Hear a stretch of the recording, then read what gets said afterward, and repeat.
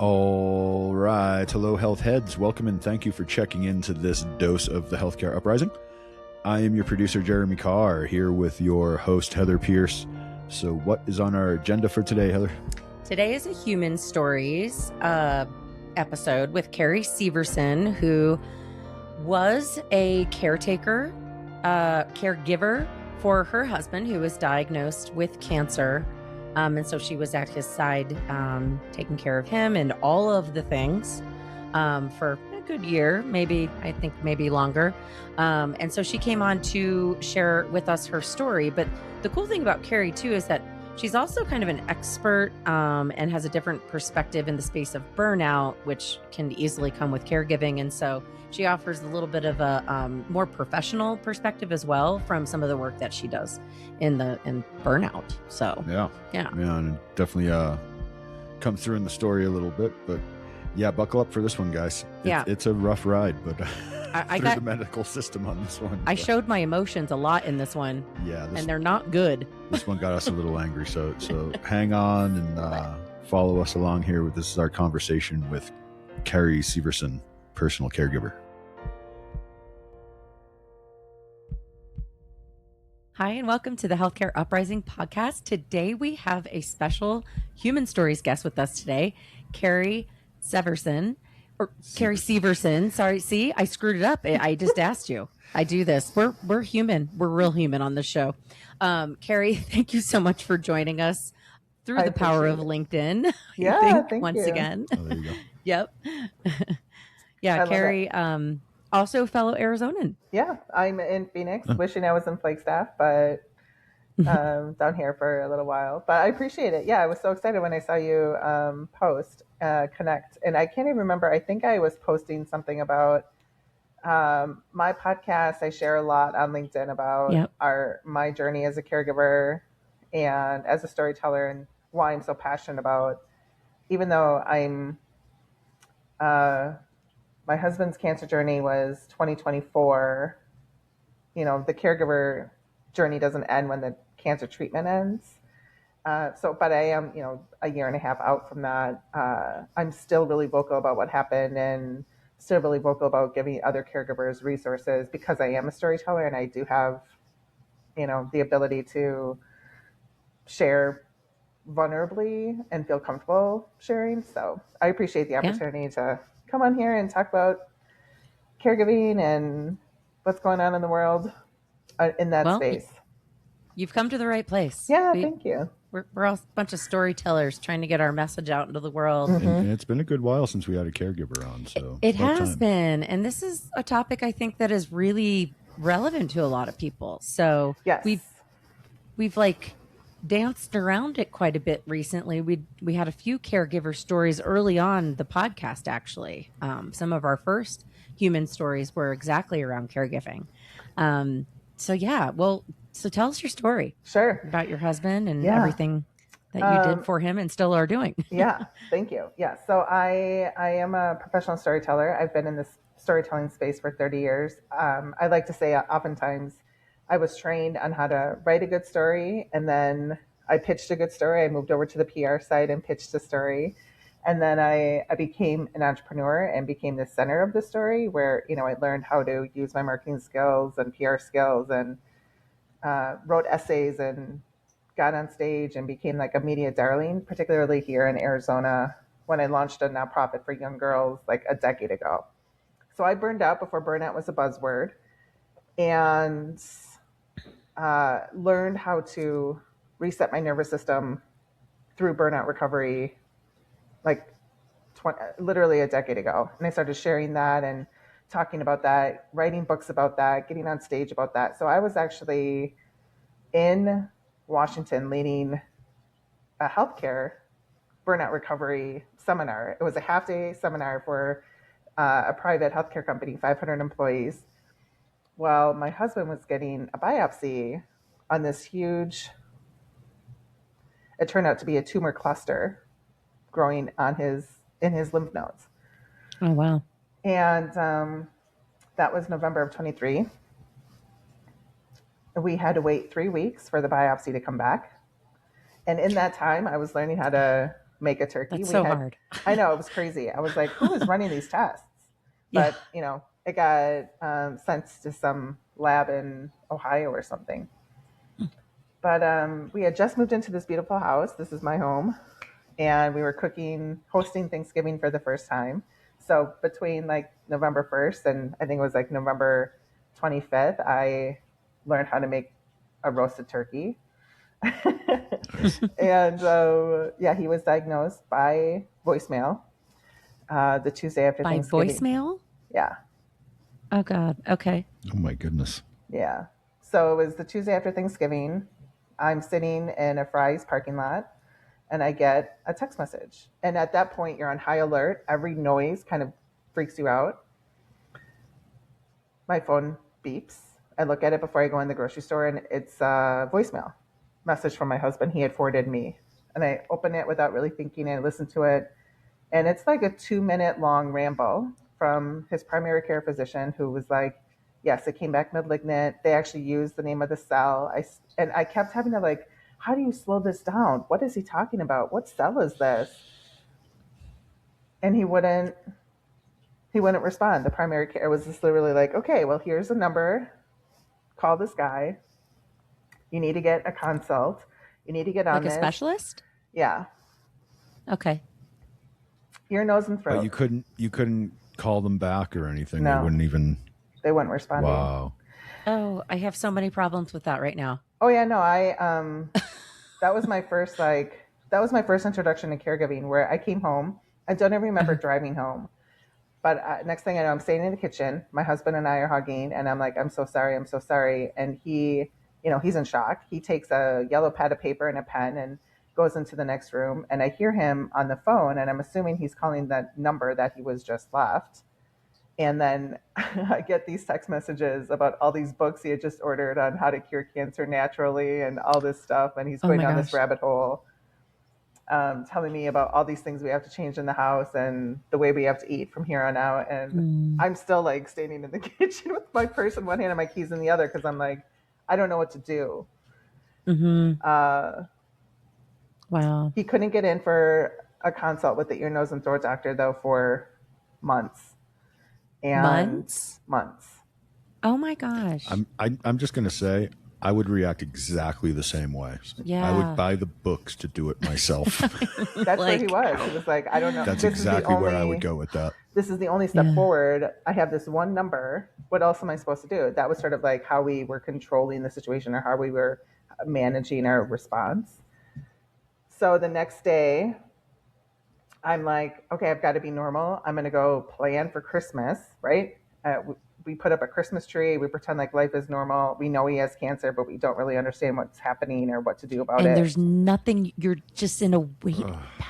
Yeah. How can you wait months to go see a oh my God, this is so crazy to me. In the meantime, the doctor won't even talk to you about it. That's, I don't even. Where does that come from? How is he your primary care physician if he's not going to provide primary care on this? I'm so sorry. That's how it started. That's how it started. Breaks my heart for you. Oh my goodness.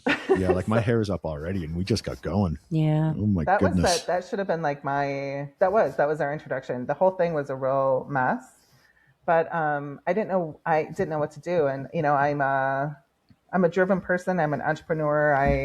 I'm a fixer. I know how to, get into situations, and I'm kind of strappy, like that, and gritty. And I think most Gen Xers are.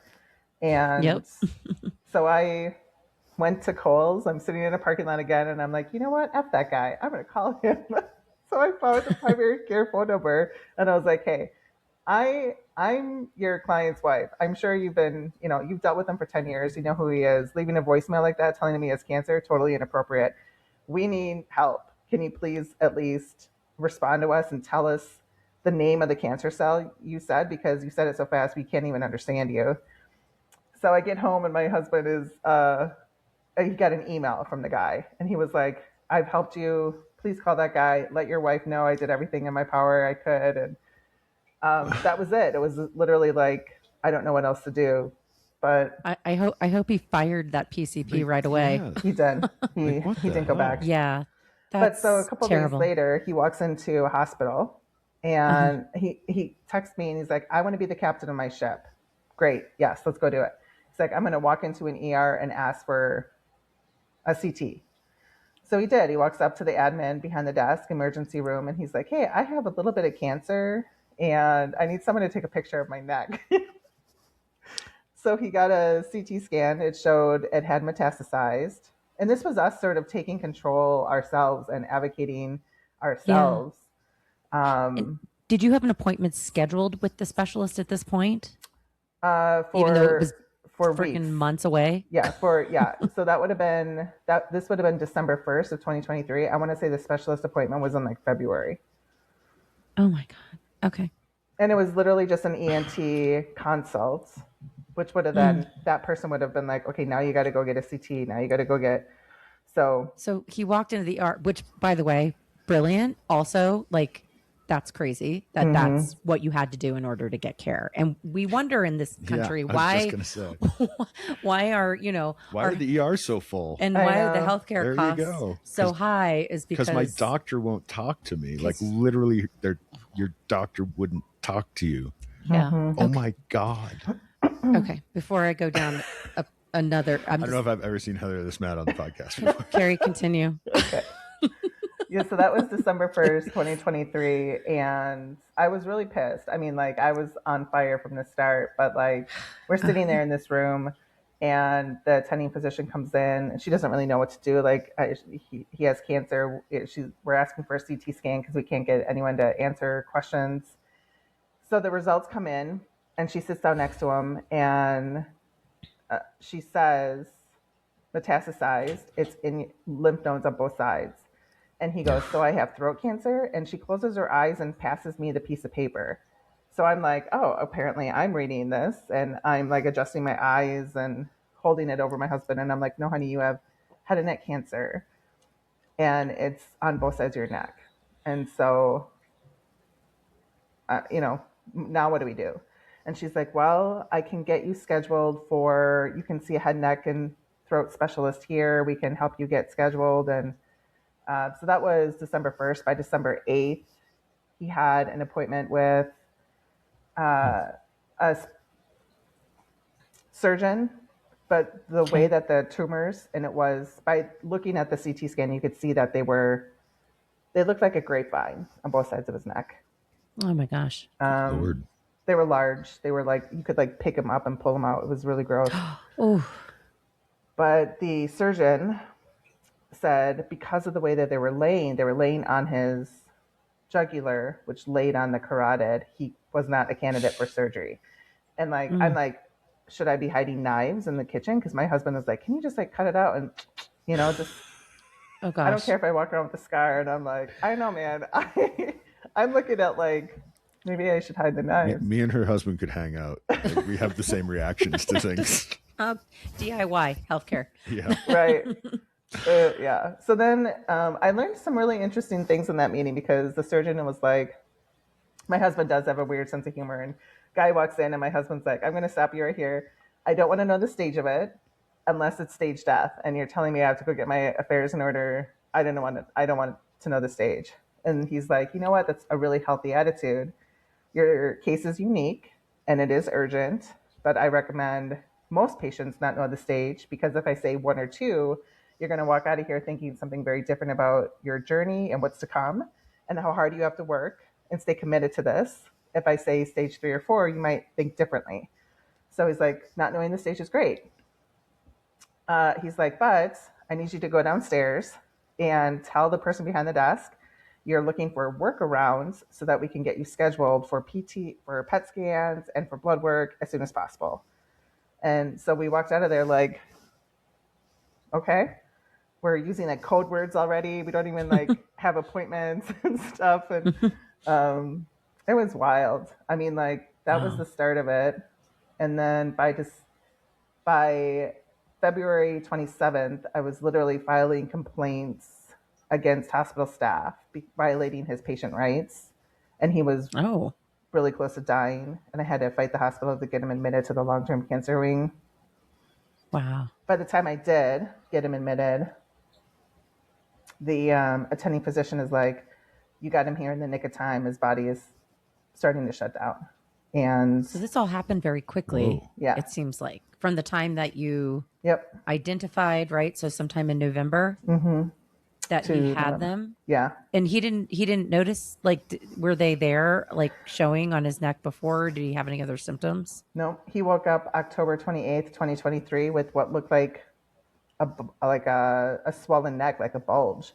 And now, of course, every picture we have, I'm looking at his neck and I'm trying to see, I bet it was there then. I bet it was there then, because by the time it popped, it had infiltrated both sides of his neck and was running from his earlobes down to his collarbone. Wow. Wow. But yeah, the experience was wild. And even though it was short-lived, we say a lot, we were just talking about this the other day, it felt like years, but it was really months.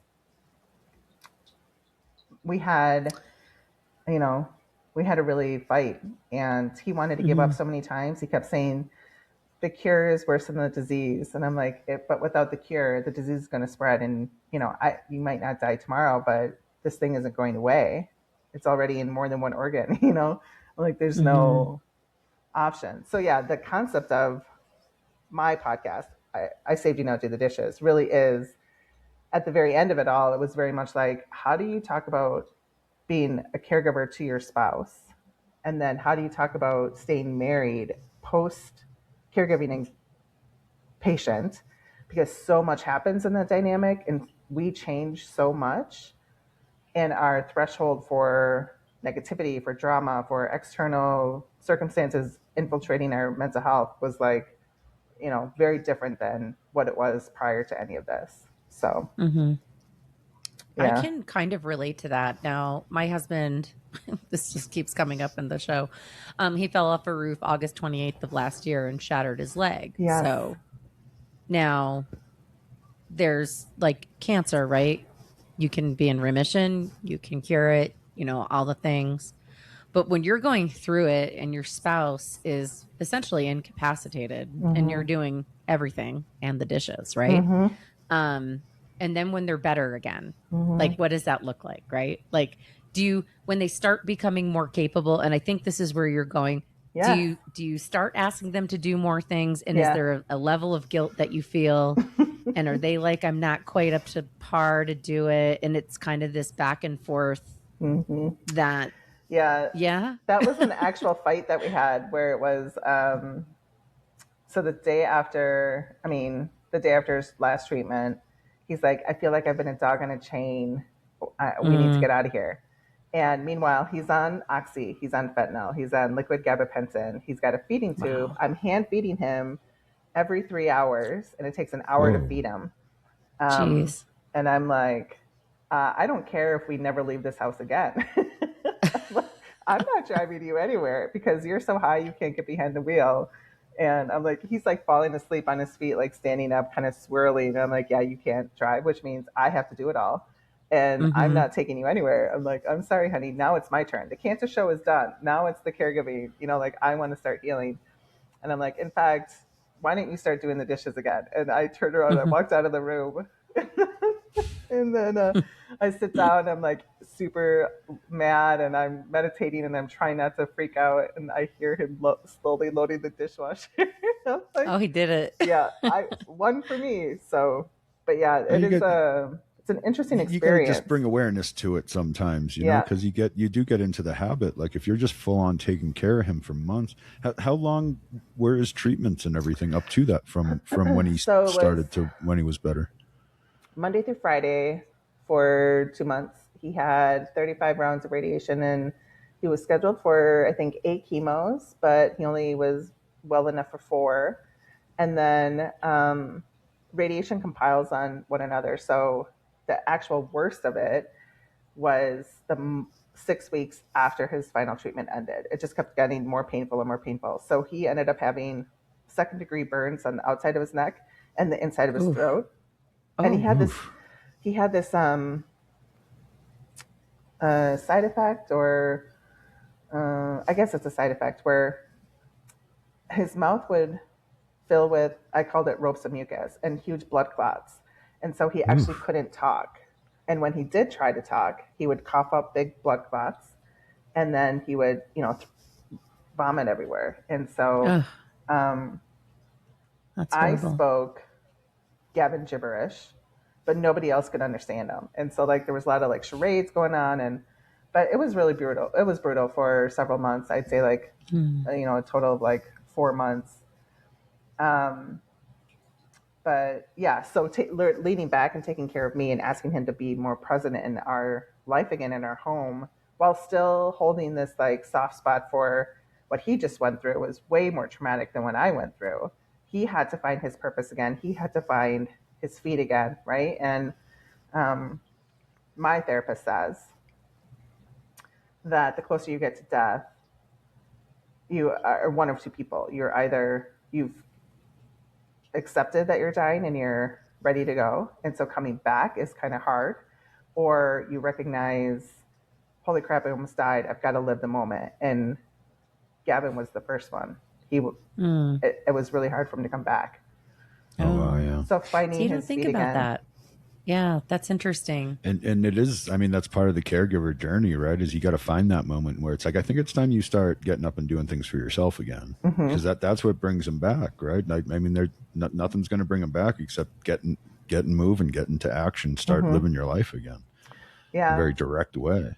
And this year, I'd say over the last year, it's been much easier for him. He's found new hobbies again, and I found new hobbies again. And we've gone on a couple of trips and road trips, and but it really is like two people figuring out who they are post that trauma on two very different journeys based on the same experience, and then choosing to come back together, which is why the caregiving and spouse thing, the divorce rate for that is really high. Oh, I'm sure. Yeah, I've heard that. Changes the whole relationship. So while he was going, so like chemo, radiation, intense for 4 months, right? Or so. Were you working during this time, or did you like go on like a caregiver, like short-term disability situation? It seems like that would be a lot. I took on a couple of I took on one really nice size public relations project for a book. And then, so that fed me. And then you were working for yourself, right? Yeah. I realized that now. So, okay. So you had a little bit more autonomy and control in your day. And how hard was it to keep writing though during those months when you had to do all that other stuff? I had to. That was like a non-negotiable. I told him that in the beginning. I'm like, if I don't have a creative outlet, I don't know. I have to. It's like it's almost like a DNA thing for me. Like I'm always walking around with pens and notebooks and stuff. So I got one right here. Yeah. Yep. You're in good company. I know how that is. So I told them in the beginning, I'm like, I'm going to use Caring Bridge, and I'm going to blog about this experience, and I'm going to make it private. Oh, Caring Bridge. Yes, I'm familiar with that. Yeah. And I did. I blogged about it. I leaned into the storytelling aspect. It was well received, well read, and then I realized at the very end, I'm like, I think I have a book here. Like, this is really showcasing what it's like to be married to a cancer patient and, fighting the patient as well as the system, because there were so many days where he was like, I can't do it. I can't do it. And I'm like, we have to. You have to continue radiation. The chemo drugs support the radiation. It's like, it was really hard for him. But at the very end, I was like compiling everything and turned it into a book, which is I Saved You, Now Do the Dishes. And rather than publishing it right away, I decided to release it as a podcast while figuring out what I want to do with the book. Yeah. Oh, right on. We'll definitely have to link out to your show. I know I've got a couple people I want to get over to so we can start listening. Yeah. Anyway, It was wild. It really was. And people are like, I'm so sorry that happened to you. I'm like, you know what? So since then, I've really leaned into the caregiving community because I don't think our story is unique. I think there are a lot of, we were told by the hospital that he fell through the system. He fell through the cracks. At one point, we hear that too often for it to be not common. Yes. Yeah. Because we talked to who's the nurse with the CRPS? I can remember the names of diseases and not the people. Is that bad? Christine. Christine Weiss. Yeah. That we just talked to. Same thing there. They totally said to her face, "You slipped through the cracks. We messed up. It seems we missed it." This happens often, and that was in the beginning. Although once he was getting chemo and radiation, did you feel pretty supported? So his fourth chemo appointment, his fourth. So we're a month into this. He was double dose Benadryl, and then they considered him an overdose patient.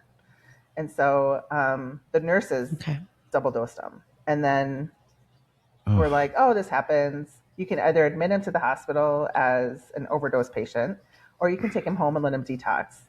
Don't give him any more oxy." And we're like, meanwhile, his eyes are like pins and he's sweating bullets. And I'm like, okay. And I'm getting lessons on how to use Narcan.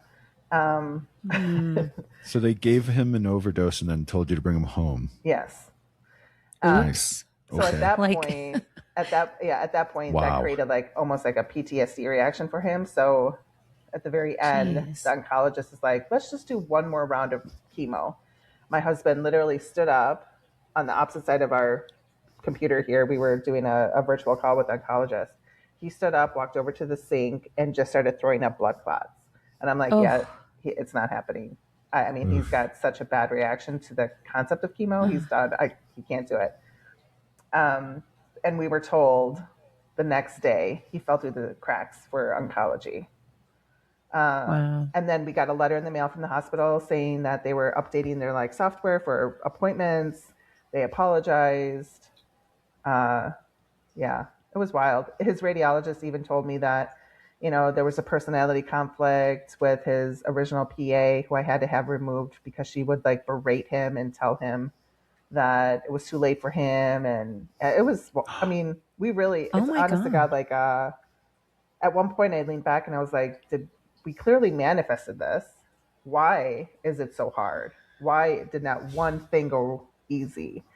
And so at the very end, I was like, he couldn't talk. He was in the hospital. He had to sign away his right to speak. So I was his voice. And when that happened, I was very much like, I'm a public speaker. I'm an author. This has meaning right here. Being his voice, being his advocate. I know I'm supposed to do something here, but I'm so overwhelmed. I can't do it right now. So I'm just going to stick this in my pocket and I'll figure out what to do with it later. So at the very end, I was like, okay, I'm going to lean into the caregiving community. Let's figure out how I can support other people. What have I learned?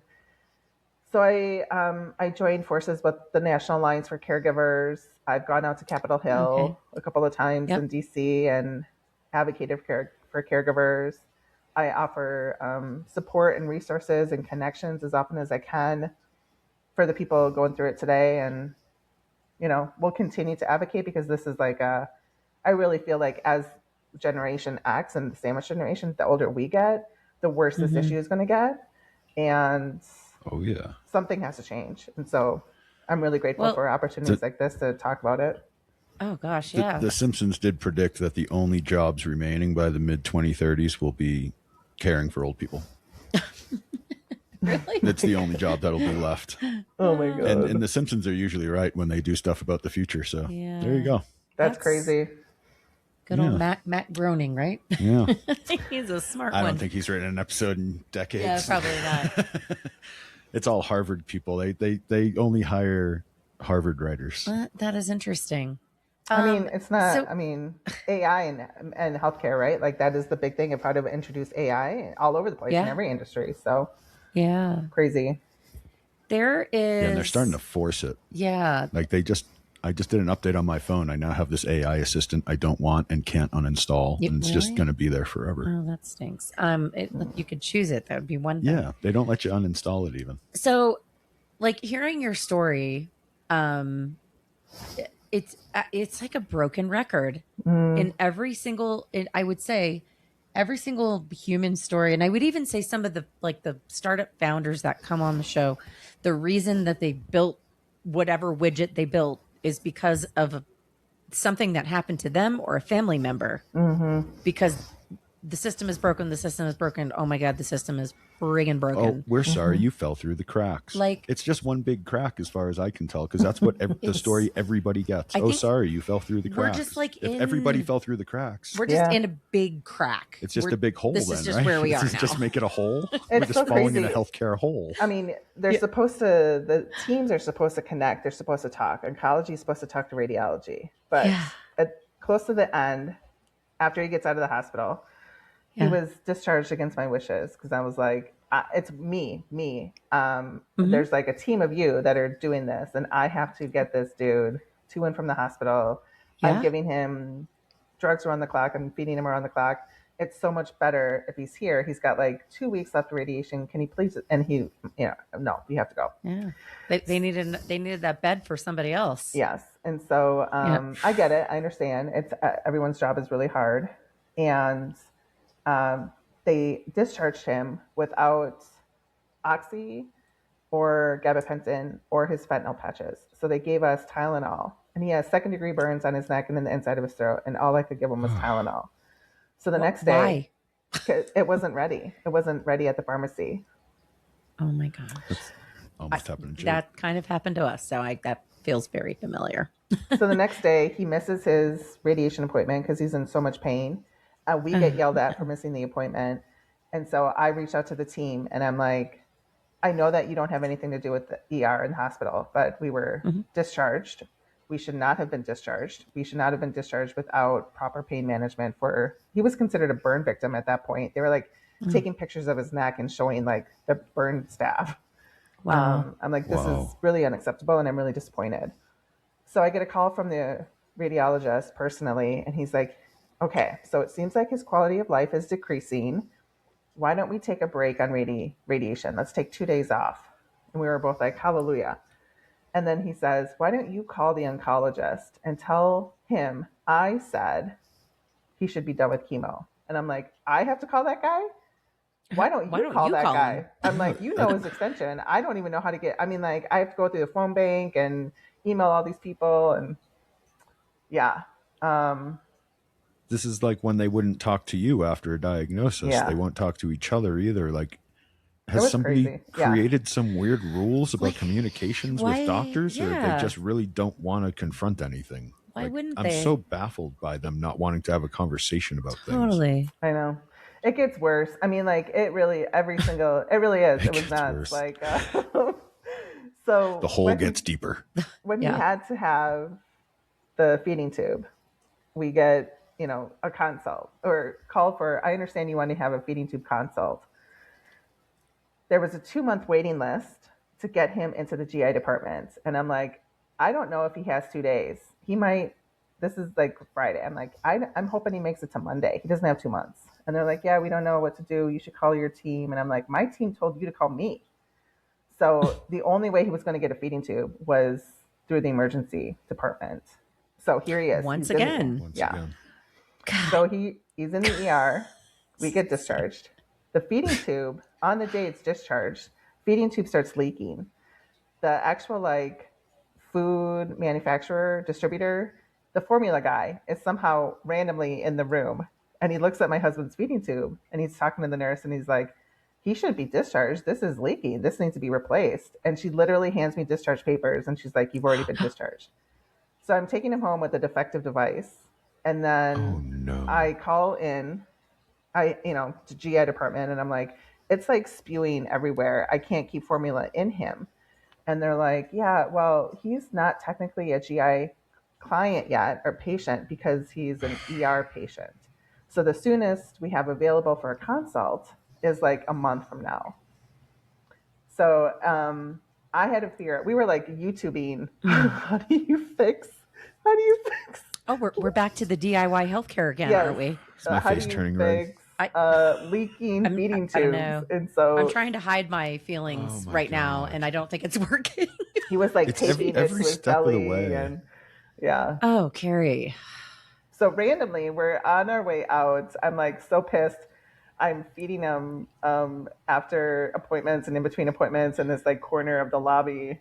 I'm just so mad. I'm like, it spews everywhere, and I start bawling my eyes out, and I'm on the floor of the hospital crying, and my poor husband is like trying to clean himself up because formula's all over him, and he's like, "It's okay, you're putting too much pressure on yourself," and I'm like, "I don't. You have to have food. Like, what are we supposed to do? It won't stay in your freaking body." And nobody's helping you. And randomly, I'm picking up phone calls from like unknown numbers at that point all the time. There's an unknown number on my phone. You never know what savior might be on the other end. Yeah, totally. Yep. It was so divinely sent too, because it was the representative from the formula company, and it was a brand new person. It's a rep, and I don't even know how she got my number. I'm like, that's what's weird is she was calling me directly, and she should have been working with the hospital. But so I'm talking to some random rep, and her name is Lisa, and I'm like, Lisa, the thing won't stay, food won't stay in his body. The thing keeps popping open. He's got like a 3-prong port. And she's like, why did you ask for a 3-prong port? And I'm like, I don't even know what the hell a port is. Like, I didn't ask for anything. I got him into the hospital for a feeding tube. This is so it looked like a fork. And she goes, okay, well, I'm going to send you a link on Amazon, buy these things. And P.S., why are you hand feeding him? Why didn't you have a gravity pole? I don't know what a gravity pole is. I didn't get the option for a gravity pole. And she's like, okay, I'm going to send you a form. And so this random person that called me out of the blue was really our savior, and like helping us navigate these things that the hospital should have been responsible for. But it was, like I said, every single step of this, we were met with holes, pitfalls, obstacles. It was not easy. It was not fluid. But I don't believe it's anywhere unique. Like it didn't matter where you were in the system. Nope. Okay. Right, because even like the ER thing, like the first time it helped a lot, but it got you into the process that they then didn't follow up on properly. Great. And then when you go back to the ER, they're just shoving you out the door without him being able to eat so he can live. Yeah. Wow. I know. Is that a different ER at a different hospital? You literally never know what you're going to get. Oh. Yep, it was wild from beginning to end. And so, so I am vocal about it, and I do what I can to raise, it's not even awareness. I just want caregivers to understand that there are so many of us in the same situation, and there's so many resources out there. There's people who have gone through this ahead of time, finding organizations, finding resources, people like Lisa who have the information that you don't necessarily have. It's just, being vocal, looking for support. You having to ask for it, keep your, eyes and ears open because it's out there. I just want them to feel seen, heard, witnessed, know that there's people like me out here trying to help. Right. And so, I just keep on checking along and sharing my experience. How much time passed from, I guess, maybe once the chemo and the radiation ended? And I don't know what happens after that in his scenario, because it sounded like it was a pretty severe case. Clearly, you were just talking to him, so he's still with us.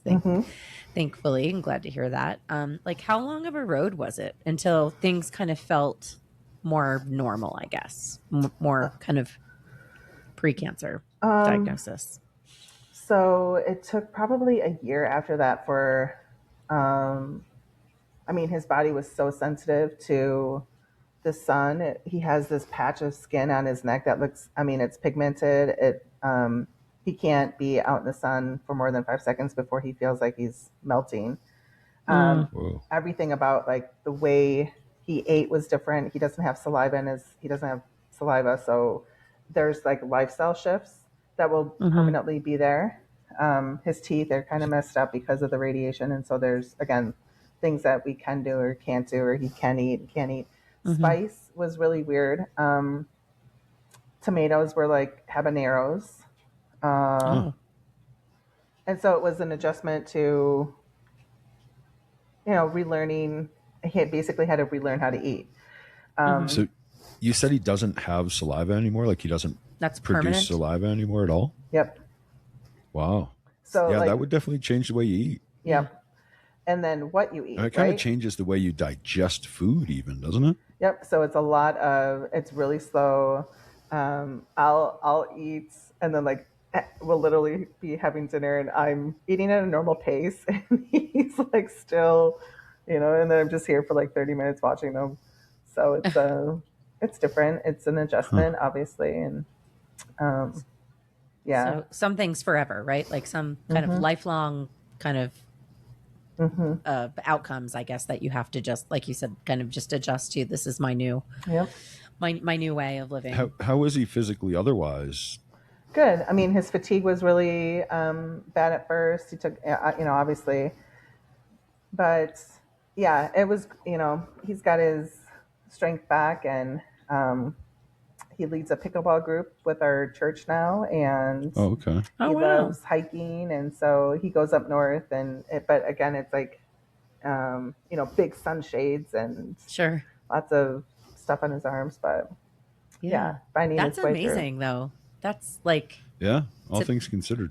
to Yeah. be back at kind of some semblance of a normal life, it sounds like, and active, clearly. Yeah. Yep. Yeah. He really, yeah, that it was the hardest thing for him was learning how to eat again. And when he started, I actually remember that appointment. He started with applesauce. We had to see a speech and throat therapist, and she gave him a little cup of applesauce, and I'm in the back filming. And he's like peeking around looking at me, and he's taking the tiniest bit, and she's like, okay, now I want you to swallow, and then I want you to swallow a second time. And he was so scared because food meant pain, swallowing meant pain. So Huh. Is that Yeah. occupational therapy for that? For feeding? No, it was like a speech pathologist or something. Okay. But yeah, it was, slowly but surely. And then in order for him to have the feeding tube out, he had to consume 100% by mouth and no formula whatsoever. It had to be 30 straight days. So that was a great goal for him at first, and he was really committed. He was, 50-year-old guy who didn't want a feeding tube in his body anymore, and yeah, I mean, it was a wild experience. Like I said, I don't know any other word to say it. Like, I can't believe that happened. It feels so far away, and it feels like somebody else's life, and yet I remember every single second of it very, very vividly. Yeah, and really looking at it, it wasn't that long of a time as far as, the percentage of your lifetime goes. Right. It's like the most impactful 6 months you'll ever experience. I know. Did they ever tell you what stage the cancer was even later? Mm-mm. No? So you never knew? I mean, I'm I sure feel it's like in his maybe the notes doctor somewhere. should have driven home the point of how far along it was, though, because it was only, a couple months later he was Yeah. His on white the blood edge of cell death. count, by the time I got him admitted, his white blood cell count was 0.02. oh my And gosh. yeah, What's it supposed to be? Not I'm that. not sure. So I figured 0.00 meant you're dead. And so when he kept using the phrase, you got him here in the nick of time. You got him here in the nick of time. And when he first said it, like goosebumps ran over my body. And it was like, he said it and it sort of hung in front of me like fog. Like, this is important, but I'm so freaking stressed out. I can't recognize why you're saying it to me like that and looking at me like that. So then he gets admitted to the hospital.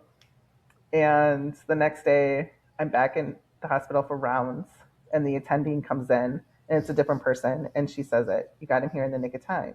So at that point, I'm like, okay, why are people saying that to me? What does this mean Yeah, it's like exactly? there's a code Yeah. involved or And she something. goes, well, There's some doctor speak. you're in the long-term cancer wing, and he will be here for a bit. And I knew right then, I was like, he's going to hate that. He's going to hate that. He thought he was just coming in here to get jacked up with the tube and we're out. And no, he stayed for like, Staying a little while. yeah, 9 days, I think, Yeah. 10 days. Oh, okay. Yeah, that's rough. And then that's when she was like, okay, so his blood cell count was 0.02. Had you not brought him back here, his body would have started shutting down. And yeah. That's scary Yeah. to think about. And so now you're, a couple, how far out from this now? 2 years? 2 years. From... Okay. Yep. And it, you, like you said, you're doing a lot of work in kind of the caregiver advocacy space. There's actually an organization. It's called the National Patient Advocacy Forum, Oh, cool. NPAF. I need to connect you with them. I got connected with them here through the podcast. I attend some of their webinars. Actually, I need to get them to come on the show. They've been doing some really good work. Good. Too. And I was also thinking about my friend who started a company called Iona Care. I am not alone care. I think I mentioned her to you. I still need to get her on the podcast. But and the reason I'm mentioning that is because as you're going through this by yourself, the system itself is clearly failing you over and over again, which is just terrible. Was there ever any kind of support offered to you, like outside of you asking for, hey, friends, family, neighbors? Was there ever any kind of resources that they offered you? I mean, Iona Care is exactly kind of made for this kind of situation. There's other companies like that too, similar. But I'm did some curious. research. Like, I think I posted something in a Facebook group that I'm in, just asking for prayers. Like right when we started, I'm like, he just got diagnosed. This is going to be kind of rough. Please keep us in your prayers. And a couple of people responded saying, one was a cleaning service, and she told me about cleaning for a reason. And so I researched that, and those people come in and clean homes of cancer patients a couple of times during the treatment. Somebody else told me about an organization called the Joy Bus, who will I've heard of that. come and bring meals to cancer and caregivers. And so I was given names of things, and so I did some research and I reached out. And then as I started moving down this journey, other folks popped up. I don't know if because of Caring Bridge or what, but somebody nominated us for a lasagna with a company called Lasagna Love, which I'm a big fan of. It's very cool. Check them out. Yeah. And then an organization called Froth and Bubbles came across my path. And Froth and Bubbles gives out grocery gift cards to cancer patients and caregivers, but they have to be nominated through the social worker at the hospital. And so I told the social worker about it and said, hey, if you can help, that'd be great. At this point, my husband's ex was keeping the kids. And so I'm like, I would love to support, she's got additional groceries. Can we send her some gift cards? That would be great. But I actually had to reach out and figure out some of those pieces myself. And I shared those resources now and pass them along when I can.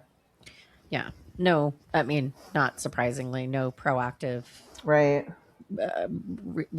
Resources given for the caregiver who's about to take on a completely massive amount of responsibility and emotional burden. I think that's pretty common, which is like why National Alliance for Caregiver, I want to say Caregiver Action Network, they're trying to put together roadmaps and guidebooks and things like this to get people started.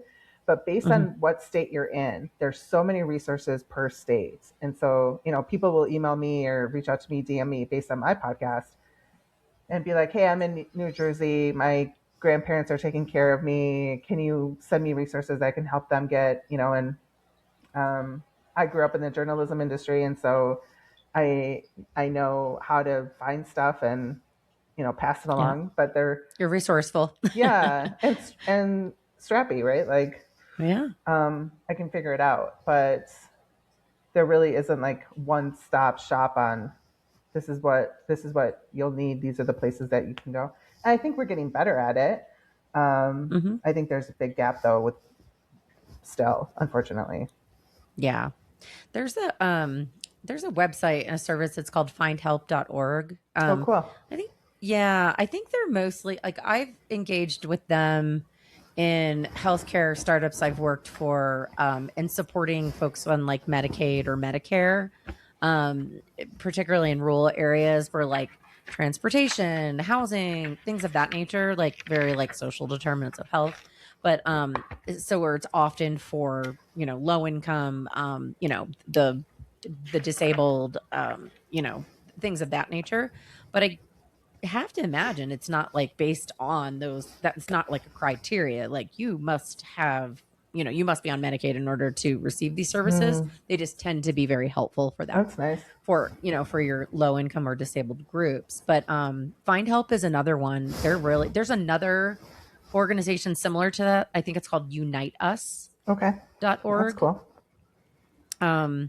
Again, another company that I've worked with in the past. Really wonderful resources, and they are based in like where you put your zip code in. That's good. And then it gives you different categories, whether it's food, housing, transportation. I need help with healthcare. I need help with whatever. That's cool. That's good. Education. It's a number of things, and then you can pick essentially your category. It'll list out all of the nonprofits or services that exist in that area, and then you contact them. I love that. Yeah, that's great. That's exactly. Yeah, I'll have to tell people about that. Findhelp.org and uniteus.org. Yeah. Thank you. I'm full of all sorts of information. That's like a whole bunch of future episodes you just listed off right there. I mean, I should probably get in touch with talking them. to all those people. Yeah. I mean, why not? Like, no one's off the table at this point. What would you say, like, looking back, is there anything you would have done differently? Yeah, I think about that a lot. I think about, like, I knew in the beginning, the original PA he had, I knew there was a personality conflict. Like, from the very start, I know burnout. I know healthcare burnout. And I knew she was burnt out. I should have said something in the very beginning. She was at apathy. She should not have been in a patient-facing position. I should have said, I think there's a conflict here. I think we should have somebody different. He really needed somebody who was, a little bit more compassionate than her. And so that was the biggest. I should have done something sooner than I did.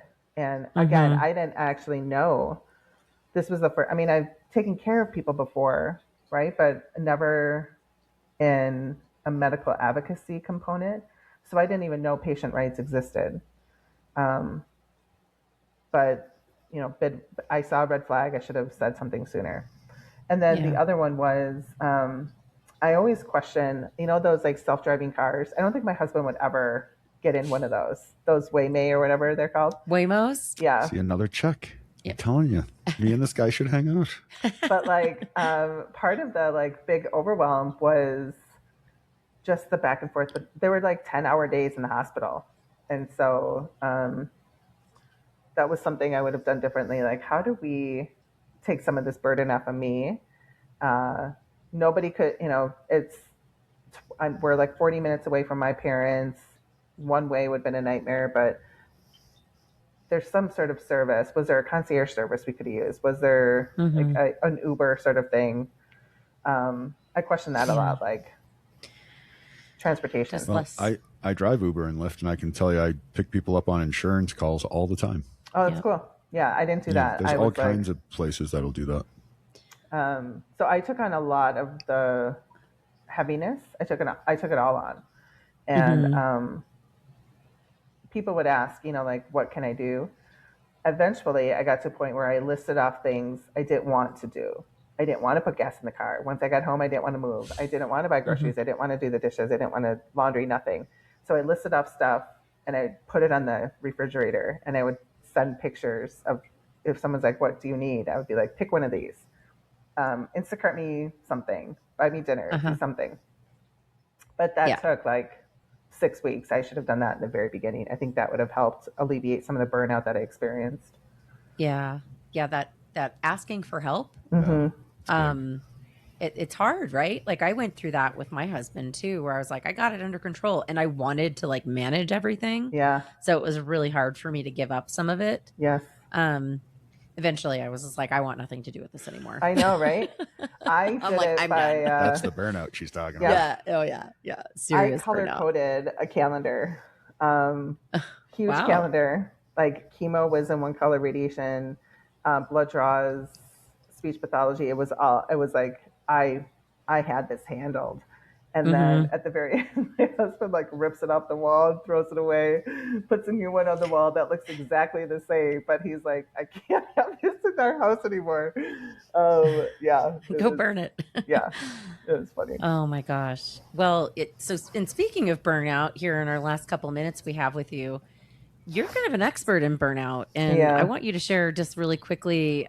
You speak on this. You've Mm-hmm. written a book, several books. A couple. The Yep. podcast kind of talks. Could you share some of those resources too? And we'll make sure we Oh, link sure. out to your website. Unapologetically Enough was my first book, really talking about my journey through burnout. I launched a nonprofit in 2011 that caught on fire, grew nationally, and I did not know how to stay with the demand.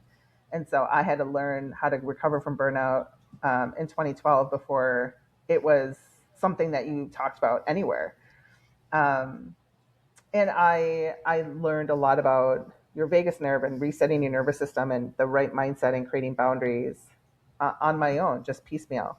So I published that book in 2022, which did really well and landed on a lot of HR desks, actually, which led Mm-hmm. me to doing burnout recovery seminars. So I followed it up Oh. with a workbook called the Enoughness Method, really breaking down how do you reset your nervous system 60 seconds at a time. Because, taking big hiatuses doesn't really work for people anymore, right? We have to figure out how to adjust our everyday habits. So I love talking about things like singing in the shower at red lights. It activates your vagus nerve, vibrates your vagus nerve, telling your brain to tell your body that you're safe. Big one. Humming does that. I love cold therapy, so I recommend cold showers. But if you can't get in the shower, buy one of those ice rollers that the estheticians use on your face and put it on your neck. Or cold plunging, right? It'll shift within a matter of seconds. I love those things. And then I followed up. My third piece was affirmation cards, actually burnout recovery affirmation cards. We're focusing on something really positive and light, really visualizing yourself in a safe space while reminding yourself of a really positive mantra is really good for you. Really good for your mindset, really good for your fight or flight mechanism. Okay. I love, and just going back to something you had said too about the PA who was clearly experiencing burnout. You wish you had said something in defense of all medical professionals in the U.S. healthcare system. We see you and we hear you. The burnout is real. And It is real. And unfortunately, the system itself has created that, right? Like The system's broken on their side too. Yeah. The burnout is a symptom of the brokenness. And so I hope that we, as Americans, as a country, that we are in a pivotal moment. I think we are. Yeah. To change the trajectory of the American healthcare system, having the right people making the right decisions and doing things for the right reasons. That will benefit all of us, both as patients, caregivers, providers, doctors. I want to stop saying providers. Doctors and PAs, medical professionals, clinicians. I appreciate it. Before we all fall in that hole. Yeah. Well, I think we're already in the hole. It's crazy. I mean, and the shortages of nurses, I saw it. I know it. Yeah. I mean, I think that's one of the reasons why I didn't speak up when I knew that it was an issue is because, 2 months prior to this whole thing starting, I was literally standing in a room full of healthcare professionals who were burnt out, and I was trying to help them understand the necessity of changing their daily habits, even at work. It is a systematic issue. And if the system doesn't change, we have to change individually so that we don't quit our jobs, walk away from, salaries, and then find ourselves unemployed. Like something has to shift, right? And doing work they love, right? Like you don't get into that stuff because you don't love it. You choose that, right? Absolutely. Yeah. No, that's a good point. Wow. Okay. We've covered a lot of ground. I knew this was, I knew, I was like, this isn't just a human story because you bring like this whole other like set of experience and expertise and your voice. I mean, you were on the hill 6 months ago. I mean, like, you're like, what is that saying from The Godfather? I go to the mattresses. Yeah. That was weird. I was like I was invited to participate in a hill day. And I was the only one from Arizona who went, and sitting there advocating, telling my story. It's weird. I mean, the whole thing, it's weird. there's like an underground city underneath the Capitol and the Senate. I walked a lot that day. It was very pretty out, but it was weird. DC's actually a big fortified castle. Yeah. The whole city's a big fortified castle. Yep. Yeah. Crazy stuff. Well, thank you for sharing your story with us. And I am very grateful that your husband is still alive and well and hiking here. Yeah. Very cool. Yeah. That's amazing. Like, what a recovery. Yeah, I appreciate it. He does too. Yeah. Yep. It is weird, like looking at him every once in a while, especially in the car. If he's driving and I look over at him and see the scar, it's really hard for me to look at that and not choke up, because I'm like, that's always on his body. And that signifies a significant moment in our life together and in his life, and the turning point that, it was like a fork in the road. Wake up call for sure. Thank you. A wild ride indeed. And I'm glad that you're on the other side of that. Thank you very much. Here to maybe help educate a lot of us, right? So, and advocate. We need more advocates and people that are willing to speak up and fight the good fight. So I appreciate you for doing that. Thank you. But yeah, thanks so much for coming on. Another great and slightly alarming conversation. Yeah, definitely alarming.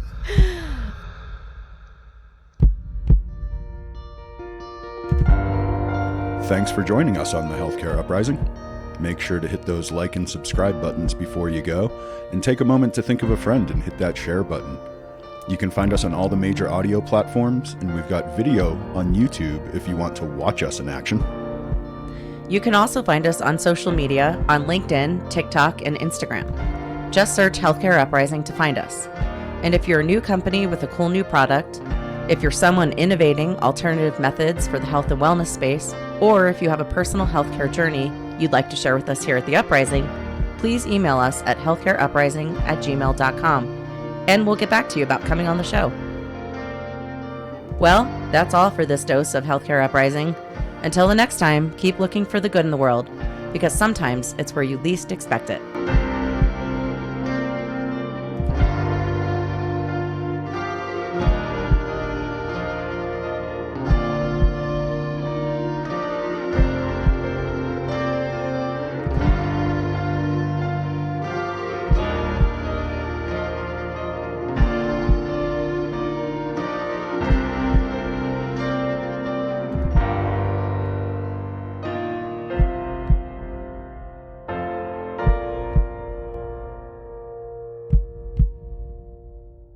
We are not doctors and we don't play one on TV. If you need medical advice, consult with your physician or a healthcare professional. This has been a Shut Up production. Shut up!